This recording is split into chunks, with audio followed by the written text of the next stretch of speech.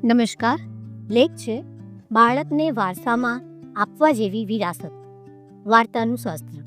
લેખક છે ડૉક્ટર કૃણાલ પંચાલ. વાંચન સ્વર છે અંજનાબેન શાહનો. ક્ષણે ક્ષણ શિક્ષણ.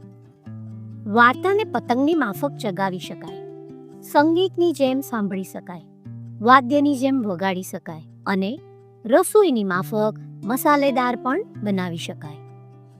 રીલ્સના સમયમાં પ્રત્યેક માતા પિતા અને શિક્ષકોએ બાળકનું ધ્યાન કેન્દ્રિત કરાવી રાખવા વાર્તા નામનું ઔષધ આપવું જ રહ્યું. આજથી લગભગ 100 વર્ષ પહેલા બાળકોની મૂછાળીમાં એવા ગીજુભાઈ બધેકાએ વાર્તાનું શાસ્ત્ર નામથી એક પુસ્તક લખ્યું હતું. વાર્તા કેમ કહેવી એ વિશેનું કદાચ વિશ્વનું એ પહેલું પુસ્તક હશે. મોબાઈલના અતિક્રમણ સમયે બાળકને સ્ક્રીનમાંથી કાઢવા માટે આ પુસ્તક સંજીવની સમાન લાગે છે. માતા પિતાની વ્યસ્તતા કે વ્યસ્તતાના બહાનાઓના લીધે બાળક પાસે મોબાઈલ સિવાય બીજું કંઈ હાથ વગું રહેતું નથી. આ ટેવ લાંબો સમય ચાલે એટલે કે એ વ્યસનનું સ્વરૂપ ધારણ કરે છે. હવે સમય પાકી ગયો છે કે માતા પિતા પોતાના જીવનમાં પૈસા કમાવવાથી પણ વધુ અગ્રિમતા પોતાના બાળકને આપે, અને જો એમ નહીં કરીએ તો બાળકોને મમ્મી કરતાં મોબાઈલ વધુ વાલો લાગશે. બાળકને સમય આપવા ઈચ્છતા માતા પિતાએ ને મોટો પ્રશ્ન છે કે બાળક સાથે કેવી રીતે સમય પસાર કરીશું, જેનો જવાબ છે વાર્તા અને બાળગીતો. આ બે પૈકી વાર્તાઓ સૌથી અસરકારક માધ્યમ બની શકે, કેમ કે વાર્તા કાનથી શીખવવાની છે.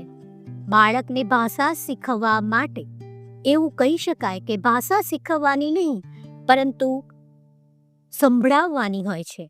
બાળક જેટલું સ્પષ્ટ સાંભળશે એટલું જ સ્પષ્ટ બોલશે. અહીં માતા પિતાને વાર્તાના માધ્યમથી બાળક સાથે સંવાદ કરવાની ઉત્તમ તક મળે છે. સંશોધન કહે છે કે વાર્તા થકી અક્ષમ બાળકો પણ બોલતા થઈ શકે છે, પરંતુ અફસોસ કે આપણે ત્યાં બાળ સાહિત્ય માત્ર શાળા કે કોલેજોમાં અભ્યાસ પૂરતું સીમિત રહ્યું છે. અન્ય સાહિત્યની જેમ તેને ઉચ્ચતમ સ્થાન મળ્યું નથી. અન્ય વ્યવસાયો સાથે જોડાયેલા માતા પિતા આ ક્ષેત્રમાં ઝંપલાવે તે જરૂરી છે. જો કે આ દિશામાં કેટલાક તબીબોએ નૂતન પહેલ કરી છે.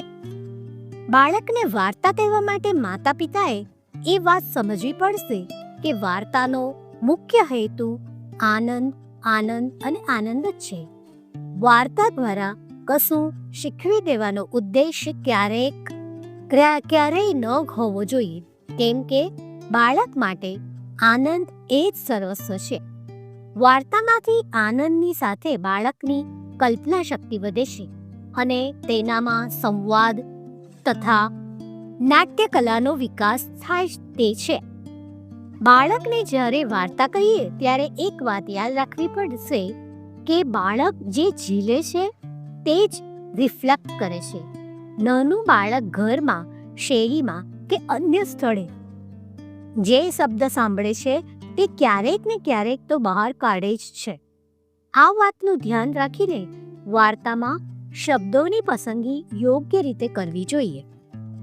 ગીજુભાઈએ કહ્યું, બહુ સ્પષ્ટ કહ્યું હતું કે વાર્તા કહ્યા પછી બોધ આપવાની સહેજ પણ જરૂર નથી. વાર્તામાં હાવભાવ, અભિનય અને આરોહ અવરોહનું ખૂબ મહત્વ છે. વાર્તા કહેતી વખતે એ પણ ધ્યાનમાં રાખવું જોઈએ કે વાર્તામાં રસભંગ ન થાય અને સાતત્ય જળવાઈ રહે. બાળકની ઉંમર પ્રમાણે શબ્દોની પસંદગી પણ જરૂરી બને છે. અહીં આપણી પાસે બાળકના વૃદ્ધિ વિકાસનું જ્ઞાન પણ હોવું જોશે. માતા પિતા તરીકે બાળકને વાર્તા કહેતા શીખવું એ ટેકનોલોજીના સમયમાં અઘરું છે, પરંતુ પોતે કશું ન કરીએ અને સીધો જ બાળકને મોબાઈલ આપી દઈએ તો તેમાં જોખમ રહેલું છે. જરૂર લાગે તો માતા પિતાએ ઇન્ટરનેટના માધ્યમથી વાર્તા સાંભળી તેમાં પોતાના ભાવ જગતનો ઉમેરો કરી પોતાના બાળકની જરૂરિયાત પ્રમાણે વાર્તા કહેવી પડશે. હવે જ્યારે ગુજરાત સરકાર પણ બાળકોના મોબાઈલ એડિક્શન વિશે સતર્ક થઈ ગઈ છે અને તેની પોલિસી બનાવવાનું વિચારી રહી છે, ત્યારે માતા પિતાએ આગોતરા આયોજન તરીકે પોતે વાર્તા અને બાળગીત શીખવા જ રહ્યા. આજે ઇન્ટરનેટ ઉપર બહુ બધા ગુજરાતી વાર્તાકારોએ પોતાનું સર્જન પ્રસ્તુત કરેલ છે. ભાવનગરના ડૉક્ટર દિગ્પાલસિંહ જાડેજા, પ્રોફેસર રક્ષાબેન દવે બાળકો માટે ઉત્તમ વાર્તાઓ પ્રસ્તુત કરી છે. આપણે આ વાર્તાઓ સાંભળીએ અને વાર્તા કહેવાની ક્ષમતા કેળવીએ. બાળકના સર્વાંગી વિકાસની ચિંતા કરતા આપણે સૌએ બાળકના હાથમાં સીધું જ મોબાઈલ નામનું યંત્ર આપીને ભૂલ તો કરી છે. હવે સમય પાકી ગયો છે કે આ ભૂલ સુધારી લઈએ. શીખવા માટે મોબાઈલ સૌથી હાથવગું યંત્ર છે, પરંતુ આ યંત્રની લગામ માતા પિતાએ રાખવી જ પડશે. જે રીતે સતયુગમાં સબરીએ એક બોર ચાખીને ભગવાન શ્રી રામને આપ્યા હતા, તેવી રીતે માતા પિતા તેમજ શિક્ષકોએ ઓનલાઈન મળતી સામગ્રીને ચેક કરીને જ બાળકને આપવી સલાહ ભર્યું છે. બાળકને આપણે ક્ષમતાવાન બનાવવાની ઈચ્છા રાખીએ છીએ અને આપણા ભવિષ્ય વિશે ચિંતા કરીએ છીએ, ત્યારે આપણા વારસદારને વિરાસતમાં શું આપવું જોઈએ? સંપત્તિ અને સિદ્ધિઓની દોટમાં ક્યારેય ન ભૂલાય એવા જીવનના ઘનિષ્ઠ અનુભવો વાર્તા થકી આપી શકાય છે. આ વાર્તાના વૈભવ દ્વારા બાળકને સંવેદનશીલ, સંસ્કારી અને સાચો માણસ બનાવી શકાય છે, પરંતુ તેની પૂર્વ શરત એ છે કે આપણી અગ્રીમતા બાળક હોવું જોઈએ. આપ સૌના જીવનનો પ્રત્યેક પડાવ વાર્તાની માફક ખાધું, પીધું અને રાજ કર્યું એવો બને એ જ અભ્યર્થના. શીખવા જેવું બાળકને કહેવામાં આવતી વાર્તા એ બાળ માનસમાં આંબો વાવવા જેવું કામ છે.